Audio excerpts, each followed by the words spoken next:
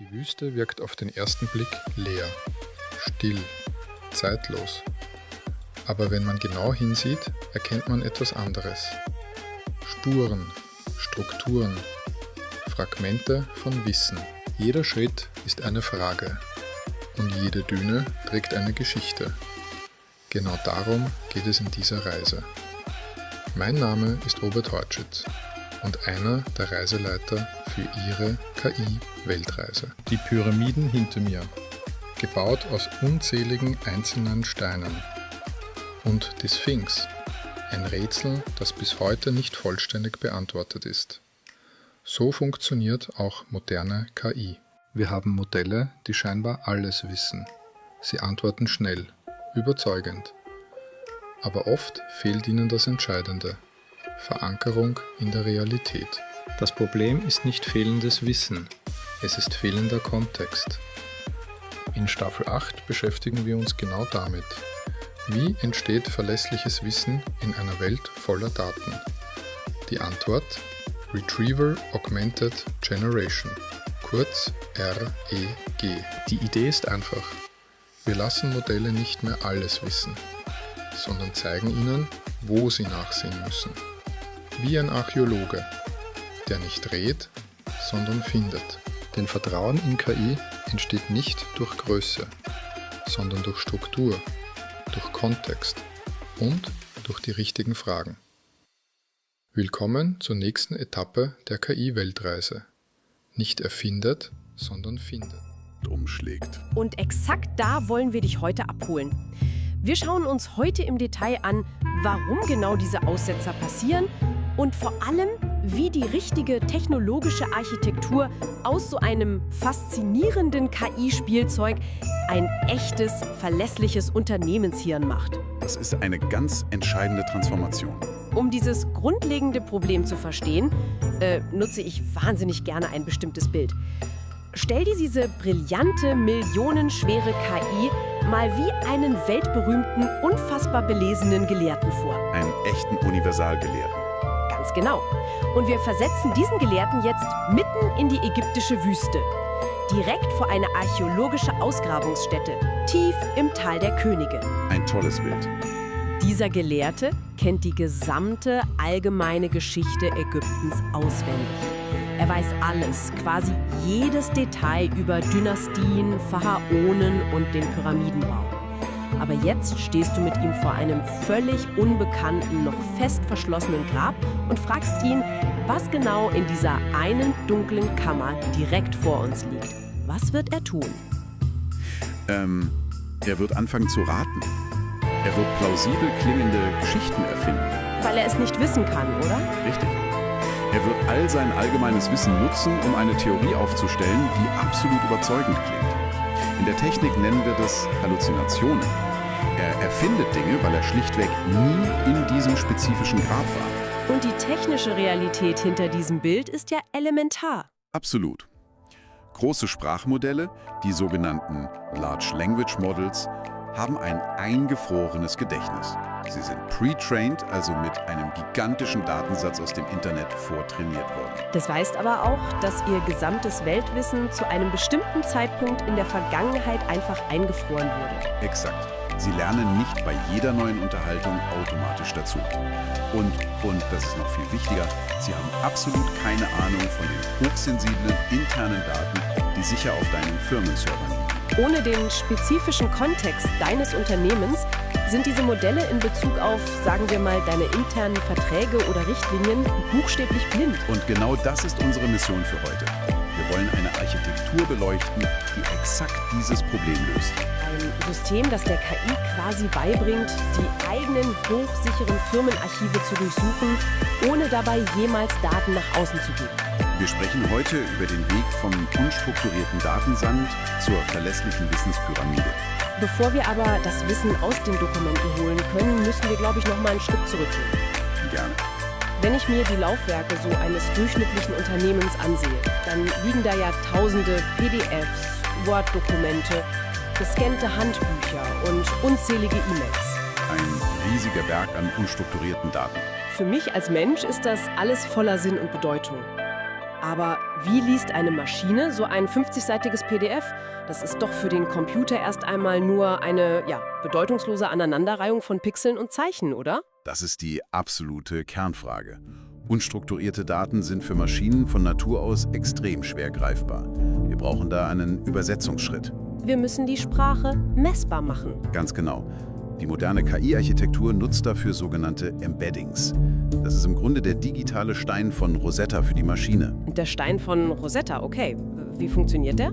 Ein Text, und das ist egal, ob das ein einzelner Satz, ein Absatz oder ein ganzes Dokument ist, wird durch ein spezielles Modell in hochdimensionale Zahlenkolonnen verwandelt. Und diese Zahlenkolonnen sind dann diese Vektoren, von denen man immer hört. Richtig, wir nennen das Vektoren. Stell dir vor, jedes Konzept, jede Idee und jedes Wort bekommt eine exakte mathematische Koordinate in einem gigantischen, unsichtbaren Raum. Und dieser Raum hat tausende von Dimensionen. Der Vektorraum. Exakt. Durch diese Umwandlung wird menschliche Sprache für den Computer plötzlich mathematisch absolut greifbar. Warte mal, das heißt, es geht hier gar nicht mehr um ein klassisches Wörterbuch, in dem die Maschine einfach nachschlägt? Nein, überhaupt nicht.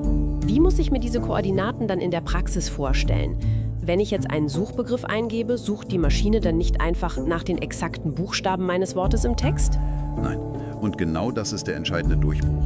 Es geht nicht mehr um exakte Zeichenketten, sondern um semantische Nähe. Semantische Nähe? Ja, da die KI auf riesigen Textmengen trainiert wurde, hat sie gelernt, in welchen Kontexten bestimmte Wörter auftauchen. Konzepte mit ähnlicher Bedeutung bekommen in diesem gigantischen Vektorraum Koordinaten, die mathematisch sehr nah beieinander liegen. Hast du da ein praktisches Beispiel? Vielleicht aus dem HR-Alltag? Klar. Nehmen wir an, ein Mitarbeiter sucht im Intranet nach dem Begriff Ferienregelung. In euren offiziellen Dokumenten wird aber, wie das oft so ist, ausschließlich das juristische Wort Urlaubsanspruch verwendet. Ah, okay. Eine klassische alte Suchmaschine, die nur auf Keyword-Übereinstimmung prüft. Die würde jetzt sofort eine Fehlermeldung ausgeben oder gar nichts finden? Weil sie die Buchstabenabfolge von Ferienregelung einfach nicht findet. Exakt. Im Vektorraum aber sind Ferienregelung und Urlaubsanspruch mathematische Nachbarn. Das System weiß durch die Koordinaten, dass es sich im Grunde um dasselbe Konzept handelt. Das ist wirklich faszinierend. Aber was passiert eigentlich bei Wörtern, die mehrere Bedeutungen haben? Nehmen wir mal das Wort Schloss. Ein Klassiker. Das kann ja ein altes Gebäude sein, in dem ein König gelebt hat, oder eben das Ding an meiner Haustür, in das ich einen Schlüssel stecke. Woher weiß die Mathematik, welche Koordinate jetzt die richtige ist? Der Kontext definiert die Koordinate. Das System betrachtet niemals nur das isolierte Wort, sondern immer die ganzen Wörter drumherum. Also den ganzen Satz? Genau. Wenn der Satz lautet, der Ritter ritt über die Zugbrücke in das Schloss, dann zieht der Kontext der Wörter Ritter und Zugbrücke den Vektor für Schloss in die mathematische Nachbarschaft von Begriffen wie Burg, Festung oder Ruine. Und lautet der Satz aber, der Einbrecher knackte das Schloss in wenigen Sekunden? Dann liegt die Koordinate völlig woanders, nämlich ganz nah bei Sicherheitssystem, Tür oder eben Schlüssel. Verstehe. Und wie misst die Maschine nun ganz konkret, ob zwei Dinge nah beieinander liegen? Misst sie da quasi den Abstand mit einem digitalen Lineal? Fast. Meistens nutzt man dafür die sogenannte Cosinusähnlichkeit.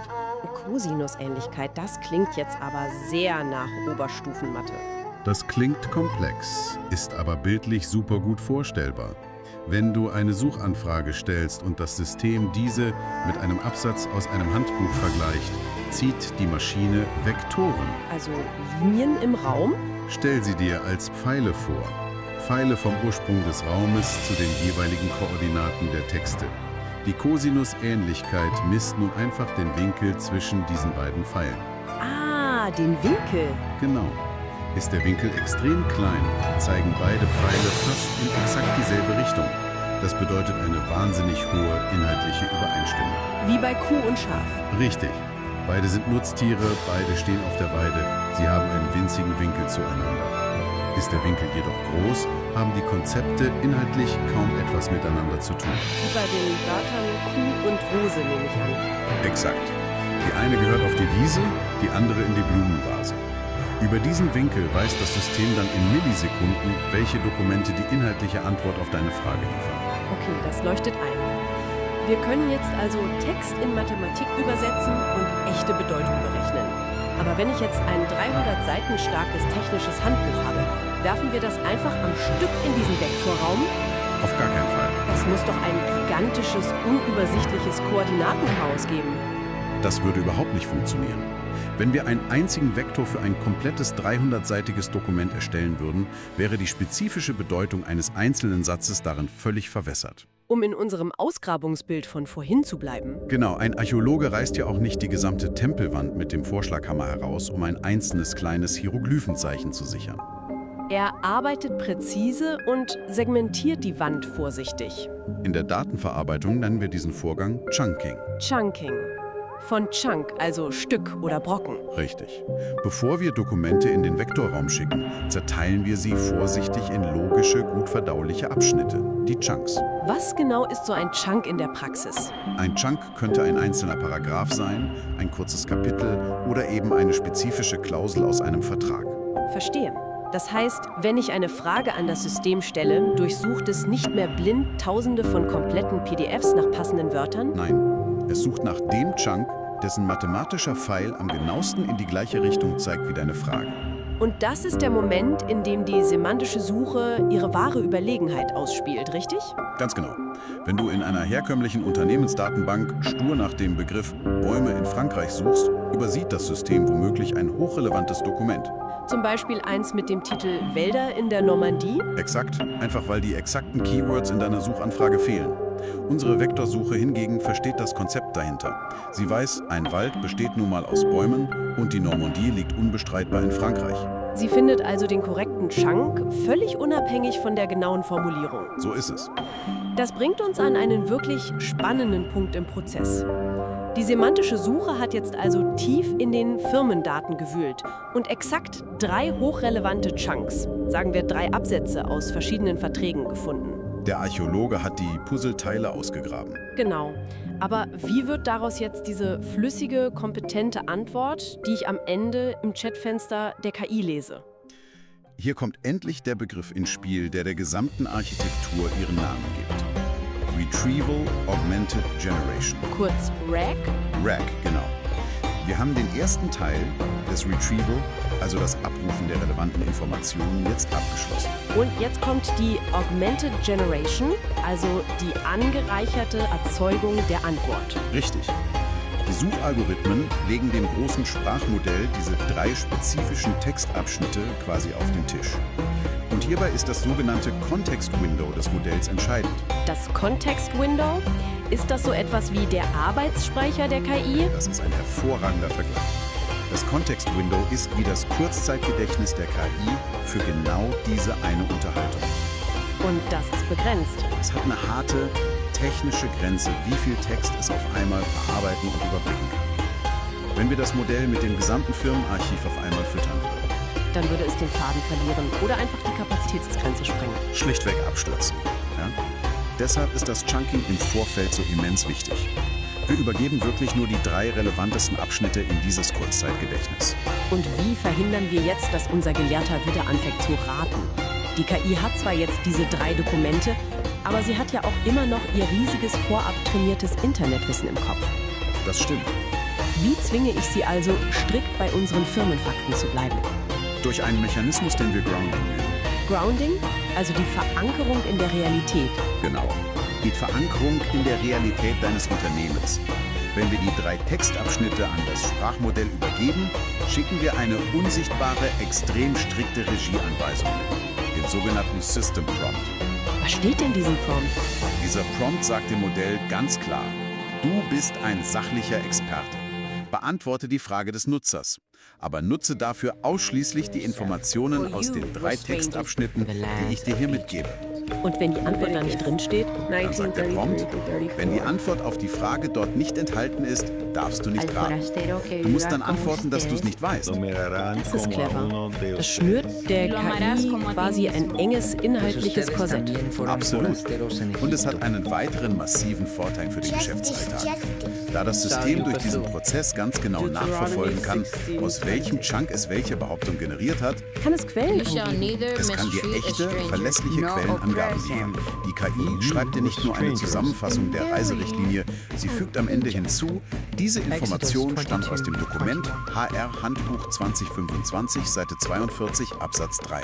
Das eliminiert das Risiko von Halluzinationen ja nahezu vollständig und schafft endlich Vertrauen beim Anwender. Genau das ist das Ziel von REG. Das klingt nach einem perfekten System, aber ich muss hier mal ganz kurz den Advocatus Diaboli spielen. Sehr gerne. Wenn ich so mit IT-Verantwortlichen spreche, höre ich oft einen ganz anderen Ansatz. Die fragen mich dann, warum betreiben wir diesen ganzen komplexen Aufwand mit Vektordatenbanken, Chunking, Distanzmessungen und strikten Prompts? Ich ahne, worauf du hinaus willst.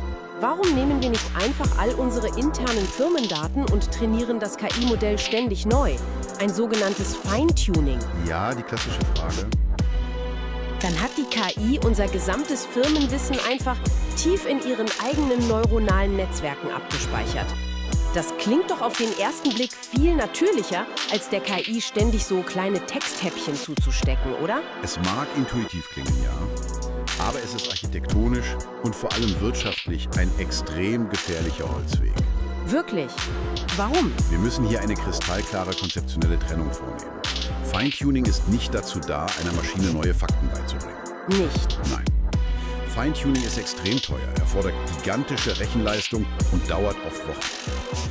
Man nutzt Feintuning eigentlich nur, um einem Modell ein bestimmtes Verhalten, einen spezifischen Tonfall oder eine fachliche Struktur beizubringen. Zum Beispiel, wie ein juristischer Schriftsatz formal aufgebaut sein muss. Lernen von sich ständig ändernden Fakten. Okay, das heißt, wenn sich eine simple Zahl in einem Dokument ändert, habe ich bei einem fein getunten Modell ein massives Problem? Ein gewaltiges Problem. Stell dir vor, eure Urlaubsrichtlinie ändert sich von 28 auf 30 Tage.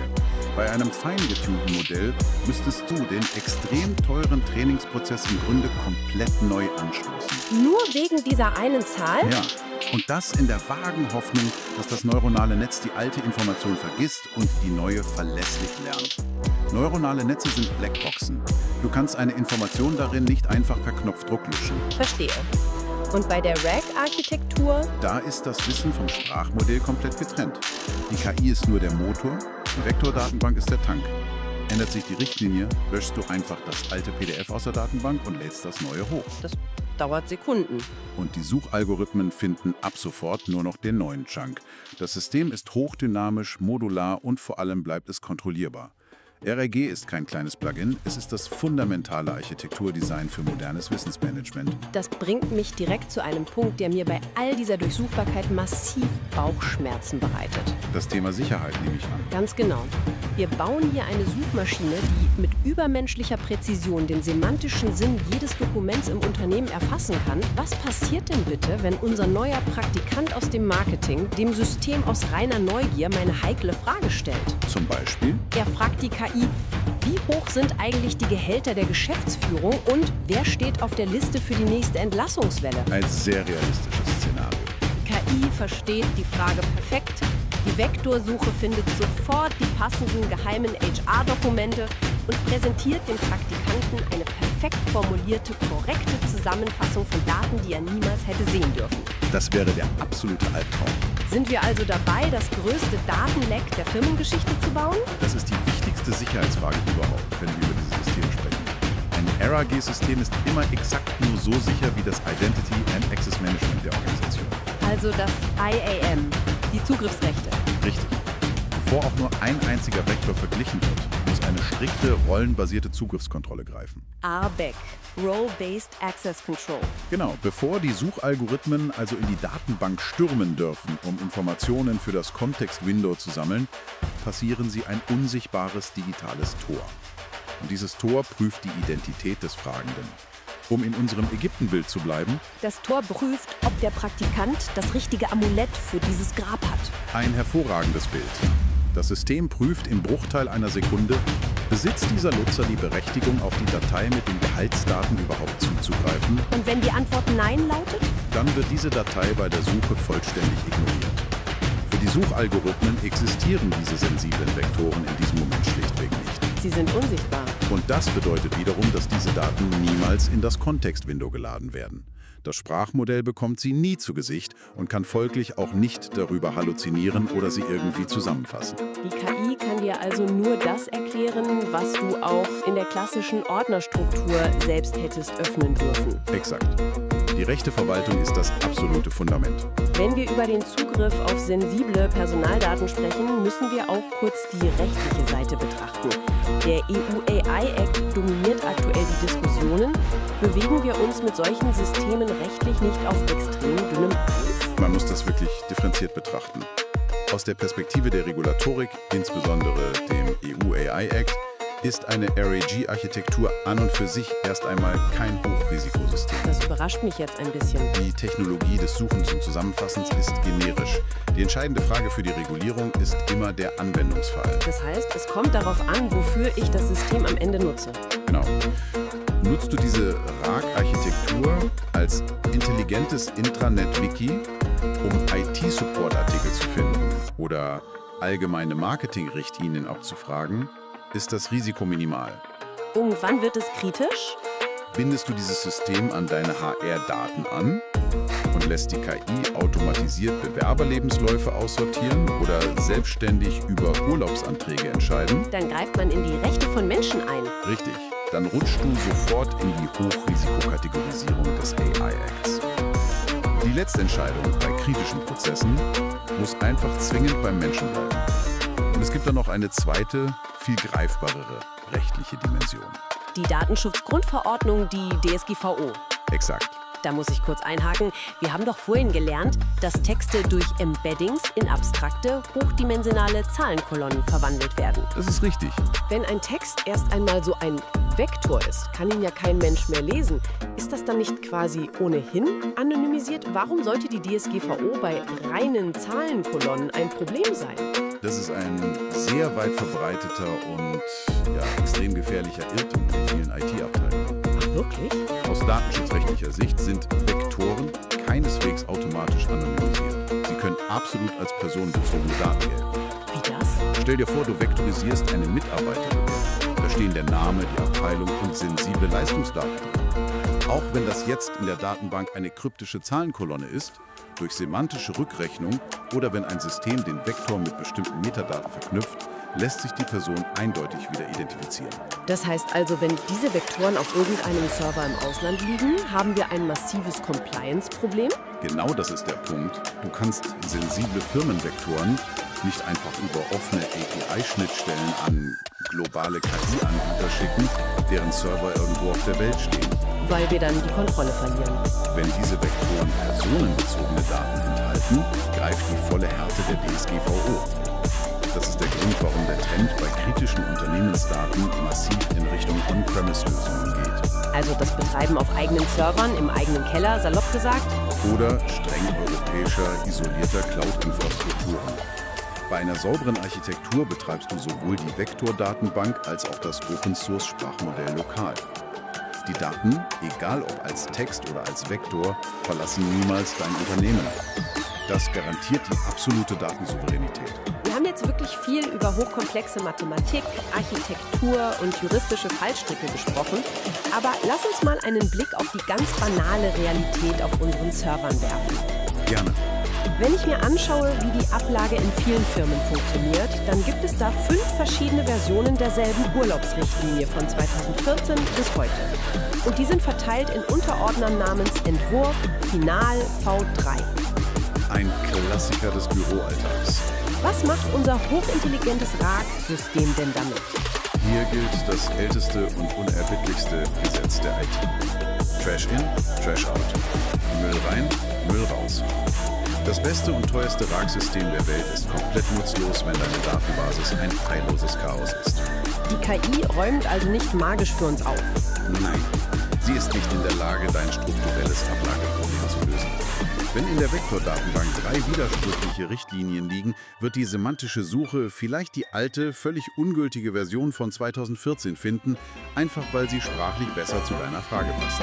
Und die KI wird mir dann völlig überzeugend eine falsche Richtlinie zusammenfassen? Ganz genau. Und sie wird dir sogar noch die Quelle dieses alten Dokuments stolz präsentieren. Das bedeutet also, bevor wir über KI träumen, müssen wir verdammt nochmal unsere Hausaufgaben im klassischen Datenmanagement machen. Unbedingt. Datengovernance, saubere Metadaten und eine stringente Versionierung sind das absolute Fundament. Ohne diese Basisarbeit baut man die schönste Rack-Architektur einfach auf Treibsand.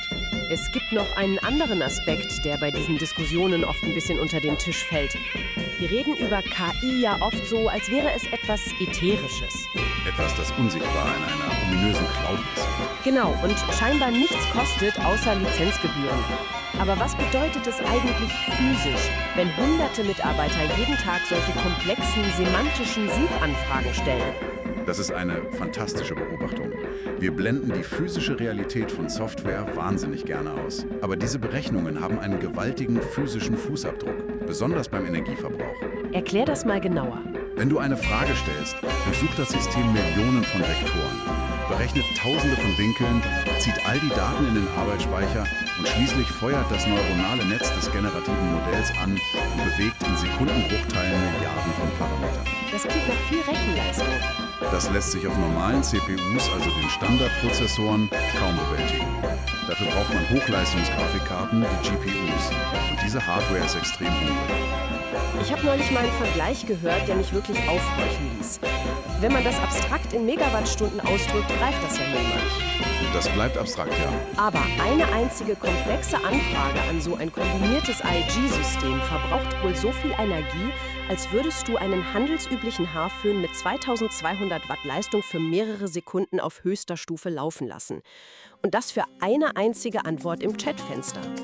Der Vergleich trifft die Dimension sehr, sehr gut. Und jetzt skaliere das mal gedanklich.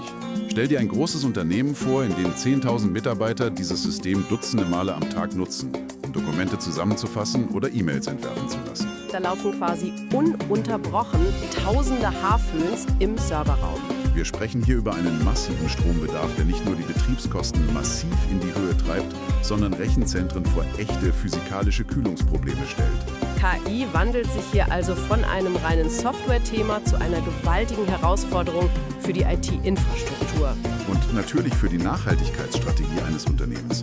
Das muss zwingend in den Business Case einkalkuliert werden, wenn man so eine Architektur plant. Das bringt uns eigentlich schon zur perfekten Zusammenfassung unserer heutigen Reise. Wenn wir all diese Puzzleteile von den Embeddings über das Chunking und die strikten Zugriffskontrollen bis hin zum Stromverbrauch mal zusammenlegen, dann sehen wir einen fundamentalen Perspektivwechsel. Wir verlassen gerade die experimentelle Phase. Genau. Die Phase, in der KI ein nettes Spielzeug war, in das man manuell einen Text kopiert hat, um ihn umschreiben zu lassen. Wir betreten jetzt wirklich die Ära der KI als echtes Unternehmensmodell. Aber dieses Gehirn braucht eben ein massives, architektonisch sauberes und vor allem sicheres Fundament. Das ist die zentrale Erkenntnis. Aus dem unstrukturierten Datensand muss eine verlässliche Wissenspyramide gebaut werden. Und diese Architektur, über die wir heute gesprochen haben, ist ja erst der Anfang. Da kommt noch mehr. Der nächste logische Evolutionsschritt, den wir gerade ganz deutlich am Horizont sehen, ist die Verknüpfung von RAG mit sogenannten Agentensystemen. Der Agentic AI. Wo liegt da der Unterschied zu dem, was wir heute besprochen haben? Heute sucht die KI für dich die gültigen Reiserichtlinien heraus, fasst sie zusammen und liefert dir die Quellen. Das ist klassisches RAG. Das Gehirn denkt nach und gibt mir die Info. In sehr naher Zukunft wird die KI dieses abgerufene Wissen direkt mit Handlungen verknüpfen. Sie wird als autonomer Agent agieren. Das heißt, sie bucht dann auch? Genau. Auf Basis der gefundenen Reiserichtlinie, unter Berücksichtigung deines Outlook-Kalenders und des aktuellen Budgets, wird sie selbstständig in das Buchungssystem gehen und das Hotel für dich reservieren. Wow. Das erfordert natürlich nochmals strengere Governance- und Kontrollmechanismen, wird aber die Produktivität in Unternehmen auf ein Level heben, das wir uns heute kaum vorstellen können. Das ist eine faszinierende und gleichzeitig, muss ich sagen, auch herausfordernde Aussicht. Wir haben heute gesehen, dass das Verstehen, Abrufen und bald auch das Anwenden von Wissen in Zukunft eine rein semantische, mathematische Präzisionsarbeit von Maschinen sein wird. So ist es. Und genau mit diesen Gedanken möchte ich dich, der uns gerade zuhört, aus unserer heutigen Analyse entlassen. Wenn der Wert von Unternehmenswissen in Zukunft nicht mehr daran gemessen wird, wie gut man es in Ordnerstrukturen ablegen kann, sondern einzig und allein daran, wie präzise, sauber und kontextbezogen eine Maschine es semantisch abrufen kann. Genau. Wie zukunftssicher ist dann eigentlich das Archivsystem, das du genau in diesem Moment in deinem eigenen Unternehmen nutzt? Denk mal darüber nach. Wir danken dir fürs Zuhören und bis zum nächsten Mal.